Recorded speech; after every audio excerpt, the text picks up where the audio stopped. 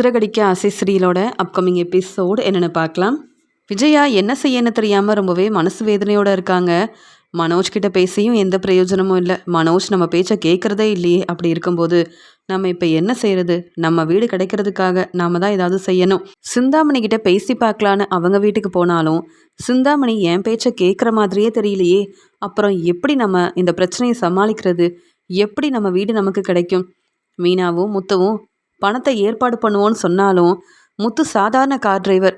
என்னதான் முத்துவுக்கு பெரிய சவாரி கிடைச்சாலும் முத்துவால் அவ்வளோ பணம் இப்போவே சம்பாதிக்க முடியுமா என்ன? மீனாவும் இங்கே பெரிய ஆஃபீஸில் வேலை பார்க்குறா. அது மட்டும் இல்லாமல் பூக்கடைக்கு ஓனராக இருக்கா. ஆனால் மீனாவாலையும் அவ்வளோ பணத்தை உடனே ஏற்பாடு செய்ய முடியாதுன்னு எனக்கு தெரியும். மனோஜ்கிட்ட பேசி பார்க்கணும் அப்படின்னு மனோஜுக்கு ஃபோன் பண்ணும்போது, அம்மா என்னம்மா இப்போ ஃபோன் பண்ணியிருக்கீங்க? கடையில் நிறைய வேலை இருக்குது. ஆமாம், முத்துவும் மீனாவும் உங்களை எப்படி பார்த்துக்கிறாங்க? நீங்கள் மீனா வீட்டில் சந்தோஷமாக தானே இருக்கீங்க அப்படின்னு பேசும்போது, எப்படி மனோஜி சந்தோஷமாக இருக்க முடியும்? அந்த சிந்தாமணி என்ன செஞ்சுருக்காங்கன்னு உனக்கு தெரியுமா அப்படின்னு கேட்குறாங்க. என்னம்மா சொல்கிறீங்க? சிந்தாமணி என்ன செஞ்சுருக்காங்க அப்படின்னு சொல்லும்போது, ஃபினான்சர்கிட்ட தான் பணம் வாங்கியிருக்கோன்னு நான் நினச்சிட்டு இருந்தேன். இப்போ தான் உண்மை என்னன்னு தெரிய வந்தது. சிந்தாமணி கிட்ட தான் நம்ம பணம் வாங்கியிருக்கோம். அது மட்டும் இல்லாமல் நம்ம வீட்டு பத்திரம் இப்போ ஃபினான்சர்கிட்ட இல்லை மனோஜ், சிந்தாமணி கிட்ட தான் இருக்குன்னு சொல்லும்போது, அப்புறம் சிந்தாமணி இந்த உண்மையை ஏமா நம்மக்கிட்ட சொல்லவே இல்லை. சிந்தாமணி நமக்கு உதவி செய்கிறேன்னு சொன்னாங்க. ஆனால் அப்போ என்கிட்ட இவ்வளோ பணம் இல்லை. அதனால் ஃபினான்சியர்கிட்ட நம்ம உதவி கேட்டால் கண்டிப்பாக பணம் கொடுத்து உதவி செய்வாருன்னு நமக்காக சப்போர்ட் பண்ணி பேசுனது சிந்தாமணி தானே அப்படின்னு சொல்லும்போது, ஆனால் இப்போ தான் ஃபினான்சியர் உண்மையை சொல்லியிருக்காரு. அது மட்டும் இல்லாமல் சிந்தாமணியை பார்க்கறதுக்காக அவங்க வீட்டுக்கு போயிருந்தேன். எங்கள் வீட்டு பத்திரத்தை திருப்பி தந்துருங்க சிந்தாமணி. முத்துவும் மீனாவும் பணத்தை ஏற்பாடு பண்ணுவாங்க. நானும் எப்படியாவது பணத்தை திருப்பி தர வழியை பார்க்குறேன்னு சொன்னேன். ஆனால் அதெல்லாம் முடியாதுன்னு என்னென்னவோ பேசுகிறாங்க. நானும் ரொம்ப கோபமாக பேசிட்டு அங்கேருந்து கிளம்பி வந்துட்டேன். இதுக்கு மேலே நம்ம வீடு கிடைக்கும்ன்ற நம்பிக்கை எனக்கு இல்லவே இல்லை. மனோஜ், நான் இப்போ உன்னை நம்பி தான் இருக்கேன் அப்படின்னு சொல்லும்போது, என்னம்மா என்ன சொல்ல வரீங்க? முத்துவும் மீனாவும் பணத்தை ஏற்பாடு பண்ண மாட்டாங்கன்னு உங்களுக்கு தெரியுது. என்னால் மட்டும் என்னம்மா செய்ய முடியும் அப்படின்னு கேட்கும்போது, முத்துவும் மீனாவும் இங்கே சிந்தாமணி கிட்ட கடன் வாங்கலை. அதனால அவங்க வேலையை பார்த்துட்டு இருக்காங்க. மீனா தன்னுடைய அம்மா வீட்டில் இருக்கிறதுனால நிம்மதியாக இருக்கா. என் பேச்சை கேட்கவே மாட்டா. ஆனால் நாம் அப்படி இல்லை. எவ்வளோ வசதியாக இருந்திருக்கோம். நம்ம வீட்டுக்கு போனால் தானே மனோஜ் சந்தோஷமாக இருக்கும். நீ என் பேச்சை கேட்பல்ல அப்படின்னு சொல்லும்போது, இப்போ நான் என்னம்மா செய்யணும் அப்படின்னு கேட்குறாரு மனோஜ். வேற என்ன செய்யணும்? பேசாமல் நீ நல்லா சம்பாதிக்கிறதுனால எப்படியாவது பணத்தை ஏற்பாடு பண்ண முடியுமா அப்படின்னு கேட்கும்போது, அம்மா என்ன பேசுகிறீங்க? பணத்தை என்னால் ஏற்பாடு பண்ண முடியாதுன்னு தெரிஞ்சுக்கிட்டு இப்படி கேள்வி கேட்குறீங்களே. அம்மா உங்களுக்கே தெரியும், என்னுடைய பிஸ்னஸ்க்காக தான் ஃபினான்சர்கிட்ட கடன் வாங்கினேன். இப்போ அந்த பணத்தை உடனே திருப்பி தர சொன்னால் அவ்வளோ பணத்தை எப்படிம்மா ஏற்பாடு பண்ண முடியும்? அப்பா எப்பயுமே முத்துக்கு சப்போர்ட் பண்ணுவார். இந்த வீடு முத்துவுக்கும் மீனாவுக்கும் தான் கிடைக்க போகுதுன்னு எல்லாரும் முன்னாடி சொன்னார்ல. அப்புறம் முத்துவும் மீனாவும் தான் இந்த பணத்தை ஏற்பாடு பண்ணணும். முத்து நல்ல பேர் வாங்குறதுக்காக பேசினா மட்டும் போதுமா? அதுக்காக முயற்சி செய்ய வேண்டாமா அப்படின்னு சொல்லும்போது, முத்துவும் மீனாவும் சரியாக சாப்பிட்றதில்ல, சரியாக வீட்டுக்கு வரதில்ல. அவங்க கஷ்டப்பட்டு தான் வேலை செய்கிறாங்க. மீனாவுக்கு நிறைய வேலை இருக்குன்னு இங்கே வீட்டில் சரியாக சாப்பிட்றதும் இல்லை, சரியாக ரெஸ்ட் எடுக்கிறதும் இல்லைன்னு எனக்கு தெரியும். இருந்தாலும் நீ தானே மனோஜ் கடன் வாங்கியிருக்க. நம்ம வீடு கிடைக்கணும்னா நீ தானே பணத்தை ஏற்பாடு பண்ணணும் அப்படின்னு சொல்லும்போது, அம்மா இதுக்கு தாம்மா சொல்கிறேன், பேசாமல் நம்ம வீடு கிடைக்கணும்னு யோசிக்கிறதெல்லாம் விட்டுட்டு இங்கே என் பேச்சை கேளுங்க. இந்த வீடை கொடுத்துட்டு இந்த வீடு மூலமாக வர பணத்தை வச்சு புது வீடு வாங்கலாம். நம்ம எதுக்குமா இன்னும் இந்த வீட்டுக்காக இவ்வளோ கஷ்டப்படணும்? நம்ம வீட்டில் இருக்கிறது ஒரே ஒரு ரூம் தான். அது மட்டும் இல்லாமல் முத்து மீனாவுக்காக ரூம் இல்லைன்னு என் ரூமை அவங்களுக்காக கொடுத்துட்டீங்க. மறுபடியும் அந்த வீட்டுக்கு போனாலும் நான் தான் எனக்கு அந்த ரூமும் கிடைக்காது. நான் தான் கஷ்டப்படணும். அதனால் நீங்கள் சொல்கிறதெல்லாம் கேட்க முடியாதுமா. அப்படியே பணத்தை ஏற்பாடு பண்ணி கொடுத்தாலும் எனக்கு என்ன நல்ல பேர் கிடைக்க போகுதா? அப்பா என்னை புரிஞ்சுக்க போகிறாரா? இல்லையே. உன்னுடைய பிஸ்னஸ்க்காக தானே பணத்தை கடன் வாங்கினேன் அப்படின்னு மறுபடியும் கேள்வி கேட்பாங்க. அதனால் நான் என் வேலையை பார்க்குறேம்மா. நீங்களும் பொறுமையாக இருங்க. நம்ம வீடு கிடைக்கிறப்ப கிடைக்கட்டும். இல்லையா என் பேச்சை கேளுங்க. இந்த வீடு முக்கியம்னு நினச்சா கண்டிப்பாக இப்படி தான் நீங்கள் ரொம்ப யோசிக்கணும். என்ன செய்யன்னு தெரியாமல் மனசு வேதனைப்படணும். என் பேச்சை கேட்டிங்கன்னா உடனே நமக்கு நிறைய பணம் கிடைக்க வாய்ப்பு இருக்குது. அது மட்டும் இல்லாமல் புது வீடு வாங்கிடலாம். நானும் இதை விட பெரிய கடை ஆரம்பிக்கலாம். அது மட்டும் இல்லாமல் நமக்கு நிறைய பணம் கிடைக்குமா? அதுக்கப்புறம் இங்கே சிந்தாமணியை பற்றி நம்ம யோசிக்க வேண்டாம். சிந்தாமணி செய்கிற பிரச்சனையை பற்றியும் நம்ம யோசிக்க வேண்டாம் அப்படின்னு சொல்லும்போது, சிந்தாமணிக்கு தர வேண்டிய பணத்தையும் கொடுத்துடலாம்ல அப்படின்னு இங்கே மனோஜ் சொல்லும்போது, மனோஜ் என்ன மனோஜ் இப்படிலாம் பேசுகிற? எனக்குன்னு இருக்கிறது இந்த வீடு மட்டும்தான். இந்த வீடையும் குடுத்துட்டு பணத்த ஏற்பாடு பண்ணலான்னு சொல்ற. நான் தான் சொல்லியிருக்கேன்ல, இப்படிலாம் நீ யோசிக்க வேண்டான்னு. அப்புறம் என்ன மனோஜ் இப்படி பேசுற? எனக்கு தெரியாது. முத்து, மீனாவ இனி நான் நம்ப போறதே இல்ல. ஏன்னா, கடன் வாங்குனது நீ தான். உன்னுடைய பிசினஸ்க்காக பணம் வேணும்னு என்கிட்ட உதவி கேட்டது நீ தான். அதனால கண்டிப்பா நீ என் பேச்ச கேட்கணும். அது மட்டும் இல்லாம பணத்த நீ தான் ஏற்பாடு பண்ணணும். இன்னும் சீக்கிரமாவே பணத்த ஏற்பாடு பண்ணா தான் சிந்தாமணி கிட்ட வீட்டு பத்திரத்த திருப்பி வாங்க முடியும். என் வீட்டுக்கு நான் போகணுன்றதுக்காக தான் உன்கிட்ட இவ்ளோ நேரம் பேசினேன். ஆனா, நீ என்ன புரிஞ்சுக்காம வீட்ட வந்து குடுத்துட்டு பணத்த ஏற்பாடு பண்ணலான்னு சொல்ற. எவ்ளோ கஷ்டப்பட்டு இந்த வீட வந்து பார்த்து பார்த்து நாங்க கட்டியிருக்கோம். ஆனா நீ கொஞ்சம் கூட நான் சொல்றத யோசிக்காம இப்படிலாம் பேசுறியே அப்படின்னு சொல்லும்போது, அம்மா நான் சொல்றத நீங்க புரிஞ்சுக்கோங்கம்மா. இப்ப நம்ம வீடுக்காக எவ்வளோ வேணாலும் பணம் குடுத்து இந்த வீட வாங்கிருவாங்கம்மா. அதனால நமக்கு தாம்மா நெறைய பணம் கிடைக்கும். நான் சொல்றத நீங்க புரிஞ்சுக்கிட்டீங்கன்னா, கண்டிப்பா நம்ம வந்து இந்த பிரச்சனையிலேருந்து வெளில வரலாம். இல்லன்னா என்கிட்ட உதவி கேட்டு எந்த பிரயோஜனமும் இல்ல. இப்ப என்னால பணத்த ஏற்பாடு பண்ணவும் முடியாது. நீங்க கேட்குற மாரி உதவி செய்யவும் முடியாது. முத்துவும், மீனாவும் நல்ல பேர் வாங்குறதுக்காக இந்த பிரச்சனைய நாங்க பார்த்துக்கிறோம். பணத்த ஏற்பாடு பண்றோம்னு சொன்னாங்கல்ல. அப்ப அவங்க கிட்ட பணத்த ஏற்பாடு பண்ண சொல்ல வேண்டியது தானே. ஆனா நீங்க எனக்கு எதுக்கும்மா ஃபோன் பண்ணீங்க? என்கிட்ட நீங்க கேள்வி கேட்காதீங்க. எனக்கு உதவி செய்யணும்னு நீங்க தானம்மா சிந்தாமணி கிட்ட பேசுனீங்க. இப்ப சிந்தாமணி இப்படி பேசுறாங்கன்னு உடனே என்கிட்ட பணத்த ஏற்பாடு பண்ண சொன்னா என்னால என்ன செய்ய முடியும்? அதனால நம்ம வீட பத்தி யோசிக்காம, நான் சொன்னத பத்தி யோசிங்கம்மா. நம்ம புது வீட்டுக்கு போனா எவ்வளோ சந்தோஷமா இருக்கும். எனக்குன்னு இந்த வீட்ல ரூம் கூட தரமாட்டிக்கிறீங்க. மீனா முத்துவ தலையில தூக்கி வச்சு கொண்டாடுறீங்க. இப்படி அந்த வீட்டுக்காக நான் உதவி செஞ்சாலும், சப்போர்ட் பண்ணாலும், பணத்த ஏற்பாடு பண்ணாலும், என்ன பத்தி அந்த வீட்ல யாரும் யோசிக்க மாட்டாங்கம்மா. அதான் நானே யோசிச்சு இப்படியெல்லாம் உங்ககிட்ட பேசிட்டு இருக்கேன். யோசிச்சு பாருங்க. அப்புறம் எனக்கு ஃபோன் பண்ணுங்க. அப்படின்னு மனோஜ் பேசிட்டு ஃபோன வைக்கிறாரு. விஜயா மனோஜ் கிட்ட பேசணும். ஆனா மனோஜ் நம்மள புரிஞ்சுக்க மாட்டேங்கிறான்னு மனசு வேதனைப்படுறாங்க. அந்த சமயம் அங்க வந்த முத்துவும், மீனாவும், "அப்பா நாங்க எப்படியாவது பணத்த ஏற்பாடு பண்றதுக்காக எங்க ஃப்ரெண்டு கிட்டலாம் பேசியிருக்கோம்ப்பா" அப்படின்னு சொல்லும்போது, இருந்தாலும் அவ்வளோ பணத்த உடனே எப்படி ஏற்பாடு பண்ண முடியும்னு கேட்கும்போது, "இல்லன்னா நான் சிந்தாமணி கிட்ட பேசி பார்க்குறேன்னு" சொல்றாங்க மீனா. "வேண்டாம் மீனா, உனக்கு இந்த வாய்ப்பு கிடைக்கக்கூடாதுன்னு சிந்தாமணி யோசிக்கிறாங்க.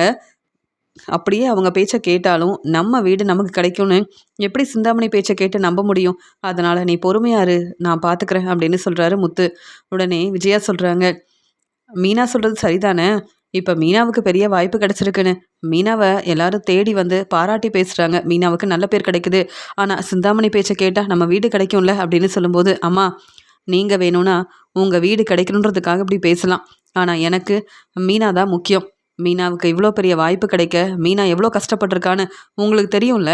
சிந்தாமணி தன்னுடைய ஆளுங்கள அனுப்பி மீனாவுக்கு எவ்ளோ பெரிய பிரச்சனை செஞ்சாங்கன்னு எனக்கு தெரியும்மா. நான் இன்னும் அவங்க செஞ்ச பிரச்சனைய மறக்கவே இல்ல. அப்படி இருக்கும்போது, சிந்தாமணிய நீங்க வேணும்னா நம்பலாம். ஆனா நான் நம்பவே மாட்டேன். சிந்தாமணி பேச்ச கேட்க வேண்டிய அவசியம் எங்களுக்கு இல்ல. சிந்தாமணி அவங்க பேச்ச நாங்க கேட்கணுன்றதுக்காகவே வேணும்னே இந்த வீடு கிடைக்கணும்னா என் பேச்ச கேளுங்கன்னு சொல்றாங்க.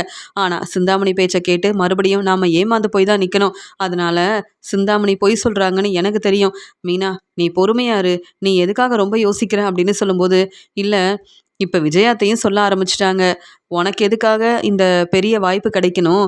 நீ பேசாம உனக்கு கிடைச்ச வாய்ப்பு வேண்டான்னு சொல்லிட்டேன்னா, நம்ம வீட்டுக்கு நம்ம போகலாமேன்னு விஜயாத்த கேள்வி கேட்க ஆரம்பிச்சுட்டாங்க.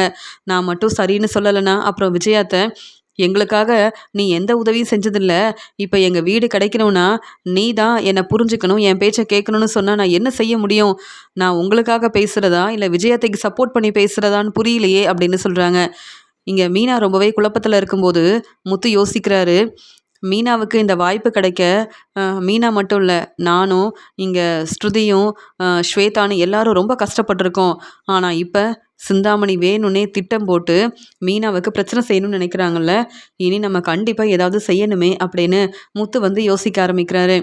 இங்க மனோஜ் வந்து, ரோகிணி நீ கடைக்கு வர வேண்டாம். உன்ன பார்க்க தான் நான் கிளம்பி வரேன்" அப்படின்னு சொல்லும்போது, "என்ன மனோஜ்? என்னாச்சு? நான் இப்ப தான் பார்லருக்கு கிளம்புனேன். நீ என்ன பார்க்க வர?" அப்படின்னு சொல்லும்போது, "உன்கிட்ட நெறைய பேசணும். சீக்கிரமாவே எங்க வீட நீ சொன்ன மாதிரி யாருக்காவது குடுத்துட்டு, நெறைய பணம் கிடைச்சா சந்தோஷம் தானே! புது வீடு வாங்குறதுக்காக ஏற்பாடெல்லாம் செய்யலான்னு நெனைக்கிறேன். கடையில தங்கியிருக்க முடியல. கடையில எத்தன நாள் தங்க முடியும்?" அப்படின்னு சொல்லும்போது, "பரவால்ல மனோஜ். விஜயாத்தையும், அண்ணாமலை மாமாவும் சரின்னு சொல்லிட்டாங்களா? நீ சொல்ற யோசனை ரொம்ப நல்லா இருக்குன்னு உன்ன பாராட்டி பேசினாங்களா? அதுக்காக தான் மனோஜ், உனக்கு உதவி செய்றதுக்காக தான் இந்த யோசனைய சொன்னேன். நீ மட்டும் சரின்னு சொன்னேன்னா, இப்பவே நம்ம வீட குடுத்துட்டு தேவையான பணத்தையும் வாங்கிக்கலாம்" அப்படின்னு சொல்லும்போது, "இல்ல ரோகிணி, என் அம்மா ஃபோன் பண்ணாங்க. எப்படியாவது பணத்தை ஏற்பாடு பண்ணு, என் வீடு எனக்கு கிடைக்கணும்னு சொல்றாங்க. இத்தனை நாள் முத்துவும் மீனாவும் இந்த பிரச்சனையை பார்த்துப்பாங்க. நீ ரொம்ப யோசிக்க வேண்டாம். கடையில இருக்க வேலையை மட்டும் பாருன்னு சொன்ன என் அம்மா, இப்ப என்கிட்ட கேள்விக்கு மேல கேள்வி கேட்குறாங்க. உன்னால தான் நான் சிந்தாமணி பேச்ச கேட்டேன். உனக்கு உதவி செய்றதுக்காக தான் சிந்தாமணி கிட்ட நானும் உதவி கேட்டேன். இப்ப சிந்தாமணி நம்ம இவ்ளோ பணம் வாங்கவே இல்லன்னு தெரிஞ்சுக்கிட்டு, வேணும்னே நீங்க சரியா வட்டி பணம் குடுக்கல. அதனால தான் உடனே பணத்த நான் கேட்குறேன்னு பிரச்சனை செய்றாங்க. இதுல மீனாவும், முத்துவும் கண்டிப்பா பணத்த ஏற்பாடு பண்ண முடியாதுன்னு என் அம்மாவுக்கு ரொம்ப தெளிவா புரியுது. நான் தானே ஏதாவது செய்யணும். அதான் எங்க வீட குடுக்கலாம். இதன் மூலமா எனக்கு பணம் கிடைச்சா சந்தோஷம்னு நெனைக்கிறேன் அப்படின்னு சொல்லும்போது, ஆனா விஜயா அத்த அவங்க வீடு கிடைக்கணும்னு தானே சொல்றாங்க அப்படின்னு சொல்லி கேள்வி கேட்குறாங்க ரோகிணி. அம்மா இப்படி தான் பேசுவாங்க. அம்மா பேச்ச கேட்டுட்டு இருந்தா இனி எனக்கு தான் பிரச்சனை வரும்.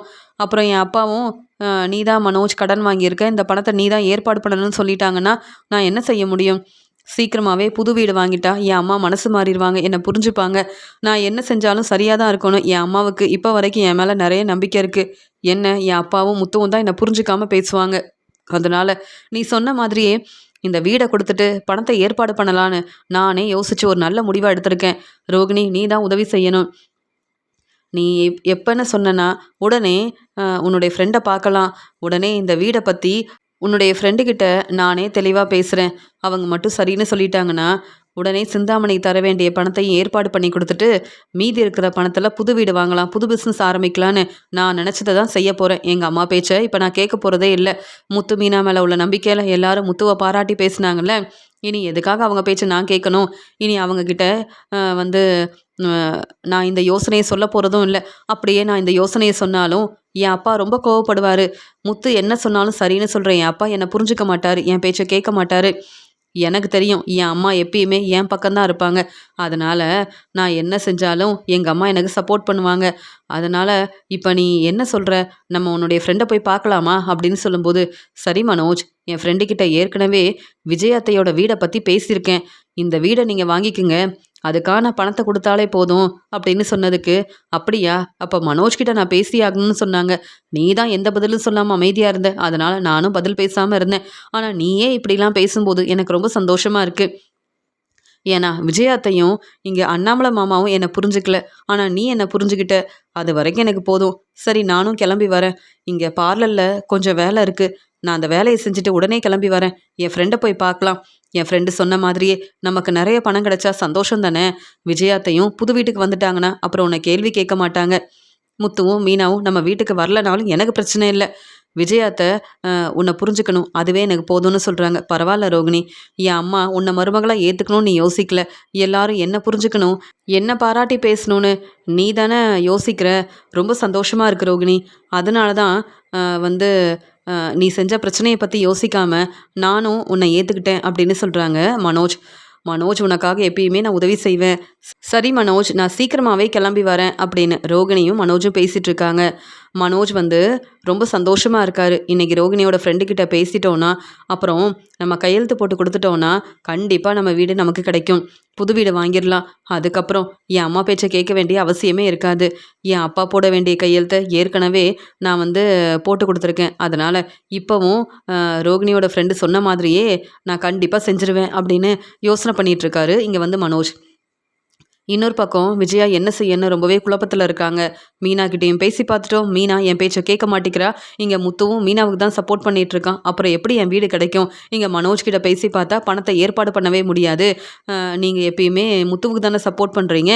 இந்த பிரச்சனையை முத்து பார்த்துக்கிட்டோம் அப்படின்னு கொஞ்சம் கூட பொறுப்பே இல்லாமல் மனோஜ் வேற பேசிகிட்டு இருக்கான். இதில் மனோஜ் வேற என் பேச்சை கேட்க மாட்டேங்கிறான். என்ன செய்யறது? இன்னும் எத்தனை நாள் தான் மீனாவோட வீட்டிலேயே தங்கியிருக்க முடியும் அப்படின்னு யோசிக்கிறாங்க விஜயா. அந்த சமயம் சம்மந்தி காஃபி வேணுமா இல்லை ஜூஸ் கொண்டு வரட்டுமா அப்படின்னு கேட்கும்போது, உங்களுக்கு வேற வேலையே இல்லையா?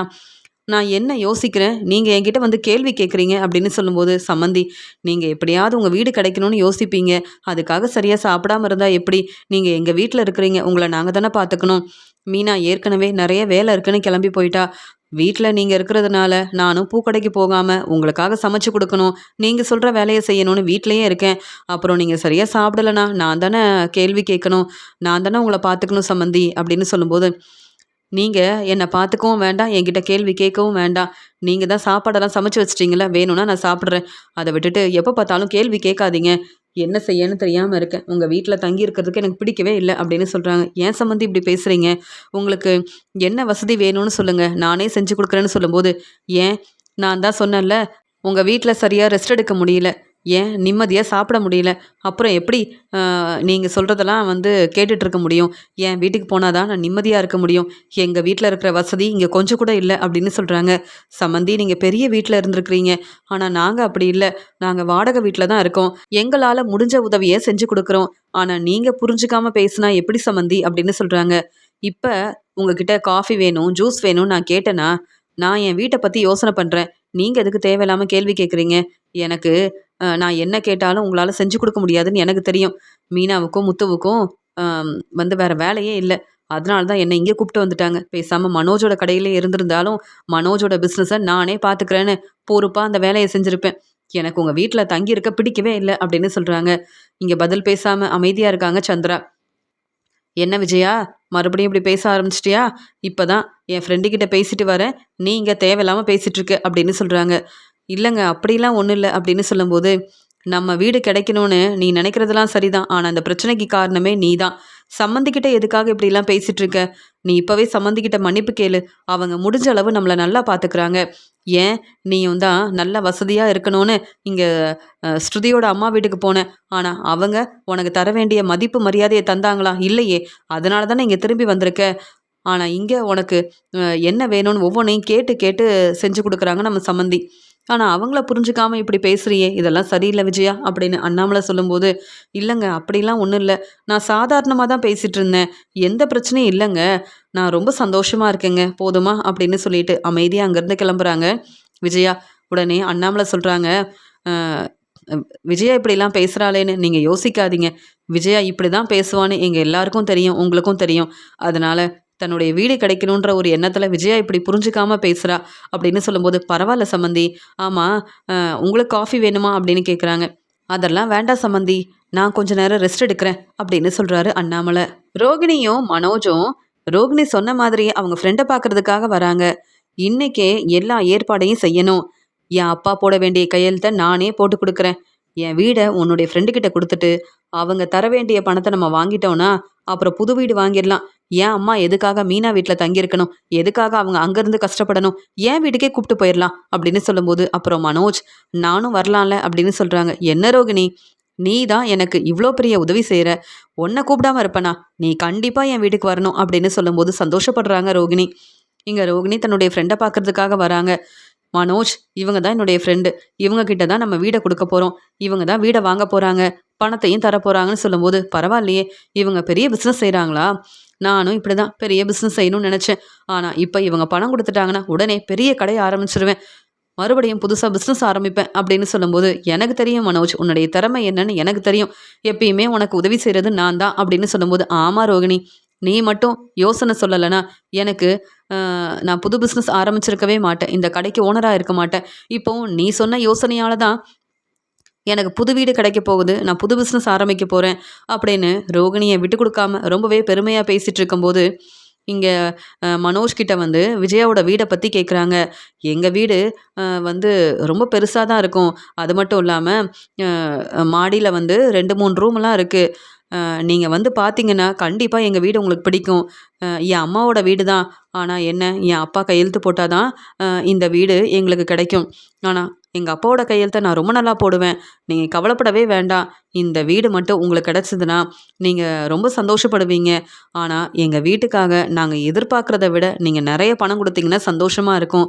நான் என்னுடைய பிஸ்னஸ்க்காக நிறைய கடன் வாங்கியிருக்கேன், நிறைய பிரச்சனை இருக்குது. இந்த பிரச்சனையை சமாளிக்கிறதுக்காக தான் என் அம்மாவோட வீடை உங்களுக்காக கொடுக்கணுன்னு நான் வந்து யோசிக்கிறேன். இந்த வீடை வாங்கிட்டு நாங்கள் கேட்குற பணத்தை நீங்கள் கொடுத்தீங்கன்னா சந்தோஷமாக இருக்கும் அப்படின்னு சொல்லும்போது, பரவாயில்ல மனோஜ், நீங்கள் சொல்கிற மாதிரி உங்கள் வீடை பற்றி ரோகிணி ஏற்கனவே சொல்லியிருக்காங்க. இங்கே விஜயாவோட வீடு எனக்கு ரொம்ப பிடிச்சிருக்கு, நானே இந்த வீடை வாங்கிக்கலாம்னு நினச்சேன். அதனால் நீங்கள் யோசிக்கவே வேண்டாம், நீங்கள் கேட்டதை விட நிறைய பணம் உங்களுக்கு கிடைக்கும். ஏன்னா ரோகிணி என்னுடைய ஃப்ரெண்டு, நீங்கள் இந்த பேப்பரில் கையெழுத்து போட்டு கொடுத்தா மட்டும் போதும், சந்தோஷமாக நீங்கள் கேட்குற பணத்தை வாங்கிட்டு கிளம்பலாம் அப்படின்னு சொல்லும்போது, என்ன ரோகிணி உடனே சரின்னு சொல்லிட்டாங்க அப்படின்னு சொல்லும்போது, ஏன்னா என் ஃப்ரெண்டு என் மேலே அவ்வளோ நம்பிக்கை வச்சுருக்காரு, அதனால தான் மனோஜ் உனக்காக தான் பேசி எல்லா ஏற்பாடையும் செஞ்சுருக்கேன். நீ இப்போ தான் என்னை புரிஞ்சுக்கிட்டு இங்கே என் ஃப்ரெண்டுக்கிட்ட பேசுகிறதுக்கு வந்திருக்க. ஆனால் விஜயாத்தையோட வீட பத்தி நான் ஏற்கனவே என் ஃப்ரெண்டு கிட்ட பேசிட்டேன். இன்னும் அண்ணாமலை மாமா கிட்டயும், விஜயாத்த கிட்டயும் நீ பேசுவேன்னு நெனச்சேன். ஆனா, அவங்க கிட்ட கேட்கவே வேண்டாம். நானே யோசிச்சு ஒரு நல்ல முடிவா எடுக்கிறேன்னு நீ சொன்னதுக்கு அப்புறமா தான் எனக்கு உன் மேல நம்பிக்கையே வந்தது. அதனால நீ பேசாம கையெழுத்து போட்டு குடு மனோஜ் அப்படின்னு சொல்லி பேசிட்டு இருக்கும்போது, அந்த சமயம் அங்க ஸ்வேதா வராங்க. வரும்போது மனோஜும், ரோகிணியும் இப்படிலாம் செய்றாங்கன்னு தெரியாம தன்னுடைய ஃப்ரெண்ட பார்க்கறதுக்காக வராங்க. ரோகிணியோட ஃப்ரெண்டு தான் இங்க ஸ்வேதாவோட ஃப்ரெண்டா இருக்கும்போது, அங்க தன்னுடைய ஃப்ரெண்டு கிட்ட பேசலாமேன்னு வரும்போது, இங்க மனோஜும், ரோகிணியும் இருக்கிறத கவனிக்கிறாங்க. எதுக்காக மனோஜ் அண்ணன் இப்ப ரோகிணி கிட்ட பேசிட்டு இருக்காரு? எதுக்காக இவங்க 2 பேரும் இங்க வந்திருக்காங்க? நான் என் ஃப்ரெண்ட பார்க்கறதுக்காக வந்தேன். ஆனா இவங்க எதுக்காக வந்திருக்காங்கன்னு தெரியலையே! அப்படின்னு தன்னுடைய ஃப்ரெண்ட கூப்பிட்ட உடனே, "ஸ்வேதா நீ என்ன இங்க வந்திருக்கன்னு?" கேட்கும்போது, "இல்ல உன்ன பார்க்க தான் வந்தேன்" அப்படின்னு சொல்றாங்க. "இப்ப எனக்கு கொஞ்சம் வேலை இருக்கு. நீ இங்கேயே இரு ஸ்வேதா. நான் இப்பவே மனோஜ் கிட்ட பேசிட்டு வந்துடுறேன்" அப்படின்னு சொல்லும்போது, "ஆமா, மனோஜ உங்களுக்கு தெரியுமான்னு?" கேட்கும்போது, "ரோகிணியோட வீட்டுக்காரர் தானே மனோஜ். எனக்கு மனோஜ பத்தி சரியா தெரியாது. ஆனா ரோகிணிய பத்தி ரொம்ப நல்லா தெரியும். ரோகிணி என்னுடைய ஃப்ரெண்டு தான்" அப்படின்னு சொல்லும்போது, "அப்படியா? ஆமா, மனோஜும் ரோகிணி எதுக்காக வந்திருக்காங்க?"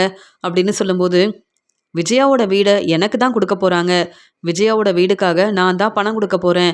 அவங்களுக்கு ஏதோ நெறைய பிரச்சனை இருக்காம். அதனால விஜயாவோட வீட என்கிட்ட குடுத்தா நெறைய பணம் கிடைக்கும்னு என்கிட்ட ரோகிணி கேட்டப்ப நான் சொன்னேன். அதனால ரோகிணி மனோஜ கூப்பிட்டு வந்திருக்காங்கன்னு" சொல்லும்போது, "இருந்தாலும் விஜயாவும் அண்ணாமலையும் கையெழுத்து போடாம எப்படி இந்த வீட நீங்க வாங்க முடியும்? ஏற்கனவே அவங்க நெறைய கடன் வாங்கியிருக்கிறதா வேற சொல்றீங்களே!" அப்படின்னு சொல்லும்போது, "ஆமா, மனோஜ உங்களுக்கு தெரியுமான்னு?" கேட்கும்போது, "ஆமா, அ மனோஜ் என்னுடைய அண்ணன் தான்" அப்படின்னு சொல்லும்போது, "என்னுடைய சொந்தக்காரங்க தான்னு" சொல்லும்போது, "அப்படியா? ரொம்ப சந்தோஷம்." மனோஜ் வந்து நடந்த உண்மைய ரொம்ப தெளிவா சொன்னாரு. "நான் தான் உதவி செய்றேன்னு வர சொல்லியிருக்கேன். மனோஜ் அண்ணாமலை போட வேண்டிய கையெழுத்த நானே போட்டுருவேன்னு சொல்லியிருக்காரு. அதனால இப்பவே அவங்க வந்து கையெழுத்து போட்டு குடுத்துட்டாங்கன்னா, உடனே பணத்த குடுத்துருவேன்னு" சொல்லும்போது, "வேண்டாம் நீ அப்படிலாம் செய்யாத. ஏன்னா இந்த உண்மை என் பெரியப்பா அண்ணாமலைக்கும், என் பெரியம்மாவுக்கும் தெரியாது. இங்க ரோகிணியும், மனோஜும் இப்படி தேவையில்லாத வேலைய செய்றாங்க. இப்ப இவங்களுக்கு நீ பணம் குடுக்கவும் வேண்டாம், இந்த வீட வாங்கவும் வேண்டாம்" அப்படின்னு சொல்றாங்க. ஆனா ரோகிணி கிட்ட நான் ரொம்பவே நம்பிக்கையா பேசிட்டேன் அப்படின்னு சொல்லும்போது, "கொஞ்சம் பொறுமையா இருங்க. மனோஜ் வீட்ல உள்ள எல்லார்கிட்டயும் கேட்டுட்டு, அதுக்கப்புறம் நீங்க யோசிச்சு ஒரு நல்ல முடிவா எடுக்கலாம். இப்ப மனோஜ நம்பி நீங்க பணம் குடுக்கவே வேண்டாம்" அப்படின்னு ஸ்வேதா பேசிட்டு, "உடனே நீங்க மனோஜ் கிட்ட பேசிட்டுருங்க. அவங்க வீட்ல இருந்து எல்லாரையும் நானே வர வைக்கிறேன்" அப்படின்னு சொல்றாங்க. உடனே உண்மைய தெரிஞ்சுக்கிட்ட ஸ்வேதா அண்ணாமலைக்கு ஃபோன் பண்றாங்க. "பெரியப்பா எப்படி இருக்கீங்க?" அப்படின்னு கேட்கும்போது, "என்னம்மா ஸ்வேதா எங்க இருக்க? நாங்க நல்லா தான் இருக்கோம். விஜயா தான் இப்ப தன்னுடைய வீடு கிடைக்கணும்னு ரொம்ப யோசிக்கிறா" அப்படின்னு சொல்லும்போது, "உங்க வீடு இனி கிடைக்க போறதே இல்ல" அப்படின்னு சொல்றாங்க ஸ்வேதா. "என்னம்மா ஸ்வேதா இப்படி பேசுற? முத்துவும், மீனாவும் கஷ்டப்பட்டு சம்பாதிக்கிற பணத்த சிந்தாமணி கிட்ட குடுக்கணும், வீட திருப்பி வாங்கணும்னு பேசிட்டு இருக்காங்களே" அப்படின்னு சொல்லும்போது, "என்ன பிரச்சனை? ஏன் இப்படிலாம் பேசுறேன்னு?" கேட்கும்போது, "முத்தண்ணனும் மீனாவும் ரொம்ப நம்பிக்கையா அவங்க வேலைய உண்மையா, நேர்மையா செய்றாங்க. ஆனா மனோஜ் என்ன செய்றாருன்னு உங்களுக்கு தெரியுமா?" அப்படின்னு இங்க ஸ்வேதா சொல்லும்போது, "மனோஜ் என்ன செய்றான்? மனோஜ் கடையில தானே இருப்பான்னு" சொல்லும்போது, "இல்ல, என்னுடைய ஃப்ரெண்ட பார்க்கறதுக்காக மனோஜும், ரோகிணியும் வந்திருக்காங்க. ரோகிணி பேச்ச கேட்டு மனோஜ் இப்ப தேவையில்லாத வேலைய செய்றாரு பெரியப்பா. நான் சொல்ற இடத்துக்கு உடனே கிளம்பி வாங்க" அப்படின்னு சொல்றாங்க இங்க வந்து ஸ்வேதா. "சரி ஸ்வேதா" அப்படின்னு முத்து, மீனா எல்லாருக்கும் ஃபோன் பண்றாரு அண்ணாமலை. இங்க விஜயா சொல்றாங்க, "என்ன ஆச்சு? ஸ்வேதா எதுக்கு ஃபோன் பண்ணாங்க?" அப்படின்னு சொல்லும்போது, "மனோஜ் ஏதோ தேவையில்லாத வேலைய செய்றானாம். இங்க ரோகிணி பேச்ச கேட்டுட்டு மனோஜ் என்ன செய்றான்னு ஒண்ணுமே புரியல. இப்போ உடனே கிளம்பி போகணும். நீ கிளம்பி வா. அப்புறம் அங்க போனதுக்கு அப்புறமா என்னன்னு பார்த்துக்கலாம் விஜயா" அப்படின்னு சொல்றாங்க. இங்க ஸ்வேதா சொன்ன மாதிரியே முத்து, மீனா, அண்ணாமலை எல்லாருமே கிளம்பி வரும்போது, விஜயா சொல்றாங்க, "மனோஜு, இங்க என்ன செய்ற மனோஜு?" அப்படின்னு சொல்லும்போது, "அம்மா, ரோகிணியும் வந்திருக்காங்க" அப்படின்னு சொல்றாரு முத்து. உடனே ரொம்ப பதட்டமா விஜயா வந்து, "என்ன நடக்குது? மனோஜ் எதுக்காக இங்க வந்திருக்க? கடையில நெறைய வேலை இருக்குன்னு பேசுன. இப்ப என்ன? இங்க உனக்கு என்ன வேலை?" அப்படின்னு சொல்லும்போது, "அம்மா, நீங்க பொறுமையா என்கிட்ட கேள்வி கேளுங்கம்மா. ஏம்மா இவ்வளோ பதட்டமா இருக்கீங்க?" அப்படின்னு பேசி இந்த பிரச்சனைய சமாளிக்கணும்னு மனோஜ் நினைக்கும்போது, "போதும் மனோஜ், எதுக்காக இங்க வந்த? ஸ்வேதா இங்க தான் இருக்காங்கன்னு" சொல்லும்போது, "ஆமா அ மனோஜ் அண்ணன், நான் இங்க வந்தேன். என் ஃப்ரெண்ட பார்க்க வந்தேன். அப்பதான் எனக்கு உண்மை தெரிஞ்சது. உடனே இங்க அண்ணாமலை பெரியப்பாவுக்கு ஃபோன் பண்ணேன். அப்பதானே வீட்ல உள்ள எல்லாருக்கும் உண்மை என்னன்னு தெரிய வரும். மனோஜ் அண்ணன், எதுக்கு உங்களுக்கு தேவையில்லாத வேலை? ரோகிணி பேச்ச கேட்டு இப்படி யாருக்கும் தெரியாம இங்க வந்து விஜயா பெரியம்மாவோட வீட இவங்களுக்கு குடுக்கணும்னு உங்களுக்கு ஏன் வந்து இப்படி தேவையில்லாத வேலைய செய்றீங்க?" அப்படின்னு சொல்லி கேள்வி கேட்கும்போது, ஸ்வேதா, இது எல்லாமே உன்னுடைய வேலை தானா அப்படின்னு ரோகிணி கேள்வி கேட்குறாங்க. ஆமா ரோகிணி, நீங்க யார் பேச்சையும் கேட்காம மனோஜ் அண்ணனுடைய மனசை மாற்றணும், எப்படியாவது மனோஜுக்கு புது வீடு வாங்கி தரணும்னு நினைக்கிறீங்க. ஆனா இங்க வீட்டில் உள்ள எல்லாரும் விஜயாவோட வீடு கிடைக்கணும்னு நினைக்கிறாங்க. நீங்க எதுக்காக ரோகிணி மனோஜுக்கு இப்போ சப்போர்ட் பண்ணணும்? எப்படியும் உங்களுக்கு டிவோர்ஸ் கிடைக்க போகுது. மனோஜோட வாழ்க்கையில நீங்க தலையிடாம இருக்கலாமே. ஆனா வேணும்னே எதுக்காக இப்படிலாம் செய்றீங்கன்னு ஸ்வேதா கேள்வி கேட்கும்போது, நீங்க இவங்க சொந்தக்காரங்களா இருக்கலாம். ஆனா என்கிட்ட கேள்வி கேட்டா பதில் பேச வேண்டிய அவசியம் எனக்கு இல்ல ஸ்வேதான்னு சொல்லும்போது, அண்ணாமலை ரொம்ப கோவமா, "என்ன மனோஜ் இதெல்லாம்? என்ன செய்ற?" அப்படின்னு சொல்லும்போது, "அம்மா மன்னிச்சிடுங்கம்மா. நம்ம வீட குடுத்துட்டோம்னா, அதுக்கப்புறம் நமக்கு நெறைய பணம் கிடைக்கும். நம்ம புது வீடு வாங்குறதுக்காக எல்லா ஏற்பாடையும் செய்றதுக்காக தாம்மா வந்தேன்னு" சொல்றாங்க. "அப்ப நீ கையெழுத்து போட்டு குடுத்துட்டியா?" அப்படின்னு கேட்குறாரு முத்து. உடனே மனோஜ் ரொம்பவே பதட்டமா, "இல்ல அ அப்பா நீங்க போட வேண்டிய கையெழுத்த நானே போட்டு குடுத்துடலாம்னு நெனச்சேன்ப்பா" அப்படின்னு சொல்லும்போது, அண்ணாமலை, "நீ திருந்தவே மாட்டியா மனோஜ்?" அப்படின்னு மனோஜ பலார்னு வெளுத்து வாங்குறாரு அண்ணாமலை. ரோகிணி பேச்ச கேட்டுட்டு, எங்களுக்கு தெரியாம மறுபடியும் இப்படி ஒரு வேலை செய்றதுக்காக நீ வந்திருக்க. அது மட்டும் இல்லாம ஸ்வேதாக்கு மட்டும் இந்த உண்மை தெரியலன்னா, நாங்க உன் மேல உள்ள நம்பிக்கையில நீ என்ன செய்றன்னே தெரியாம தான் இருந்திருப்போம். ஆனா இப்ப ரோகிணி பேச்ச கேட்டு, நீ மறுபடியும் என்னுடைய கையெழுத்த போடுறதுக்காக தான் வந்திருக்க. அது மட்டும் இல்லாம புது வீடு வாங்கணும்னு நினைக்கிற நீ, சம்பாதிச்சு உன்னுடைய பணத்துல தான் வீடு வாங்கணும். ஆனா நீ இப்பயும் என்ன ஏமாத்தலான்னு பார்க்குறியே, இதெல்லாம் சரியா? அப்படின்னு கேள்வி கேட்டது மட்டும் இல்லாம, மறுபடியும் மனோஜ பலார்ன்னு வெளுத்து வாங்குறாரு அண்ணாமலை. "அப்பா என்னப்பா? ஏன்ப்பா இப்படி கோவப்படுறீங்கன்னு?" கேட்கும்போது, "நீ செய்றதெல்லாம் சரியில்ல. என்னுடைய ரூ. 27,00,000 பணத்த என்கிட்ட தரல. என்னுடைய பணத்த வச்சு நீ பிசினஸ் ஆரம்பிச்ச. இப்ப விஜயாவோட வீடு எங்களுக்கு கிடைக்கணும்னு முத்துவும் மீனாவும் கஷ்டப்படுறாங்க. யார் பேச்சையும் கேட்காம. நீ உன்னுடைய விருப்பத்துக்கு இந்த வீட ரோகிணியோட ஃப்ரெண்டுக்கு குடுக்கலாம். இதன் மூலமா கிடைக்கிற பணத்த நீ புது வீடு வாங்கலாம் அப்படின்னு நீ நினைக்கிறத மட்டும் செய்யணும்னு நினைச்சா, இதெல்லாம் சரியா? அப்புறம் நாங்க கேள்வி கேட்கவே மாட்டோமா என்ன? எங்ககிட்ட சொல்லாம, எங்களுக்கு தெரியாம எப்படி நீ இப்படி ஒரு வேலைய செய்யலாம்?" அப்படின்னு சொல்லும்போது, "என்ன மன்னிச்சிடுங்கப்பா. இந்த பிரச்சனைக்கு காரணம் ரோகிணி தான். ரோகிணி தான்ப்பா என்கிட்ட பேசி புரிய வச்சாங்க. புது வீடு வாங்கணும்னா வேற வழி இல்ல. இப்படிலாம் செய்யணும். அதே மாதிரி விஜயா அத்தையோட வீட என்னுடைய ஃப்ரெண்டுக்கே குடுக்கலாம். அவங்க நம்ம கேட்டத விட நெறைய பணம் குடுப்பாங்கன்னு, இப்படி எல்லா ஏற்பாடையும் செஞ்சது ரோகிணி தான். ரோகிணி பேச்ச கேட்டு தான்ப்பா இப்படிலாம் செஞ்சேன்னு" சொல்லும்போது, "என்ன ரோகிணி இதெல்லாம்?" அப்படின்னு விஜயா கேள்வி கேட்கும்போது, "மனோஜுக்கு உதவி செய்யணும்னு நெனச்சேன். சப்போர்ட் பண்ணணும்னு நெனச்சேன். வேற ஒண்ணும் இல்ல அத்த" அப்படின்னு சொல்றாங்க. "என்னது அத்தையா? நீ என் மருமகளே இல்ல. மனோஜுக்கு சப்போர்ட் பண்றதுக்கு நாங்க எல்லாரும் இருக்கோம். மனோஜுக்காக உதவி செய்ய நாங்க இருக்கோம். ஏன் மனோஜுக்காக நான் தானே ஃபினான்சர் கிட்ட கடன் வாங்கி குடுத்தேன். மனோஜோட பிசினஸ்க்காக உதவி செய்றது நாங்க. ஆனா நீ நல்ல பேர் வாங்குறதுக்காக, மனோஜ் உன்ன புரிஞ்சுக்கணுன்றதுக்காக இப்படி ஒரு வேலை செய்றியே! அசிங்கமா இல்ல? எவ்வளோ தான் பேசுறது? நீ புரிஞ்சுக்கவே மாட்ட. என்ன இருந்தாலும் மனோஜ் உன்ன ஏத்துக்கிட்டான்னு நெனைக்கிறேன். அதான் உன் பேச்ச கேட்க ஆரம்பிச்சுட்டான். அப்படிதானே மனோஜு? அதான் உங்க அப்பா கேள்வி கேட்கும்போது உன்னால பதில் பேசவே முடியல மனோஜு. நீ இனி என்கிட்ட பேசவே பேசாதன்னு" சொல்லும்போது, இங்க மனோஜ வெளுத்து வாங்குறாரு அண்ணாமலை. "மறுபடியும், மறுபடியும் என் பேச்ச கேட்காம, என் கையெழுத்த போட்டு குடுத்து, என்ன தலகுனிய வைக்கணும்னு நெனைக்கிறியா? இதுக்கு மேல பொறுமையா இருக்க மாட்டேன். விஜயாவோட வீடு கிடைக்கணும்னு நாங்க கஷ்டப்படுறோம். இந்த வீடு கிடைக்க வேண்டாம், புது வீடு கிடைச்சா போதும்னு நீ ஆசைப்படுற. இப்பவே நான் போலீஸ்கிட்ட உதவி கேட்கிறேன். இதுக்கு மேல நான் பொறுமையா இருக்கவே மாட்டேன் மனோஜு. நீ அப்பப்ப வேணும்னே என்னுடைய கையெழுத்த போட்டு குடுக்குற. இதனால நாங்க எங்க வீடு இல்லாம கஷ்டப்படுறோம். ஆனா நீ புது வீடு வாங்கணும் அப்படின்னு ரோகிணி பேச்ச கேட்டுட்டு, எங்களுக்கு தெரியாம தேவையில்லாத வேலைய செய்ற. இதுக்கு மேலயும் நான் பொறுமையா இருக்க முடியாது. உன்ன நம்பவும் முடியாது. இதே மாதிரி தேவையில்லாத வேலைய செய்வ. இதனால நான் தான் பதில் பேச முடியாம தல குனிஞ்சு நிக்கணும் மனோஜு. அதனால தான் இப்ப நான் யோசிச்சு ஒரு நல்ல முடிவா எடுத்திருக்கேன்னு" சொல்லும்போது, "அப்பா என்னப்பா?" அப்படின்னு சொல்லும்போது, இங்க அண்ணாமலை மனோஜுக்கு சரியான பதில் குடுக்கறதுக்காக உடனே போலீஸ்க்கு ஃபோன் பண்றாரு. நடந்த உண்மைய ரொம்ப தெளிவா சொல்றாரு.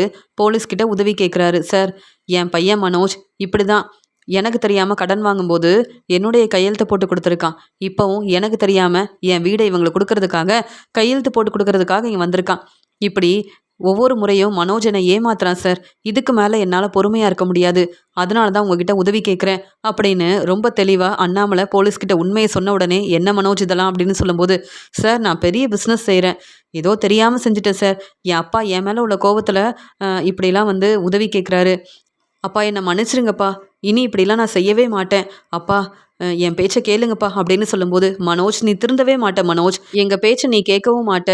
இப்ப ரோகிணி பேச்ச கேட்டு இப்படி தேவையில்லாத வேலைய செய்யணும்னு நீ நெனச்சதுக்காகவே உனக்கு சரியான பதில் குடுக்கணும்னு தான் நானும் இப்ப போலீஸ்கிட்ட உதவி கேட்டிருக்கேன். சார் மனோஜ் பேச்ச கேட்காதீங்க. மனோஜ் வந்து இப்ப ரோகிணி பேச்ச கேட்டு எங்களுக்கு தெரியாம எங்க வீட ரோகிணியோட ஃப்ரெண்டுக்கு குடுத்தா நெறைய பணம் கிடைக்கும்னு எங்களுக்கே தெரியாம இப்படி தேவையில்லாத வேலைய செஞ்சுட்டு இருக்கும்போது, எப்படி சார் மனோஜ நம்ப முடியும்? மனோஜ் பேச்ச கேட்காதீங்க சார். மனோஜ் வந்து பொய் சொல்றான். மனோஜ் திருந்தவே மாட்டான்" அப்படின்னு அண்ணாமலை உண்மைய சொல்றதுனால, அங்கே இருக்கிற போலீஸ் ஏற்கனவே மனோஜ் வந்து இப்படி சிந்தாமணி கிட்ட வந்து இந்த பேப்பரில் கையெழுத்து போட்டு கொடுத்துருக்காங்கன்ற உண்மையை தெரிஞ்சுக்கிட்டு உடனே மனோஜ் அங்கேருந்து கூப்பிட்டு போகிறாங்க. ரோகிணியை வெளுத்து வாங்குறாங்க விஜயா. உன்னால் என் பையன் மனோஜ் இப்போ போலீஸ்கிட்ட வசமாக மாட்டிக்கிட்டான் அப்படின்னு ரோகிணி கிட்ட கேள்விக்கு மேலே கேள்வி கேட்குறாங்க விஜயா.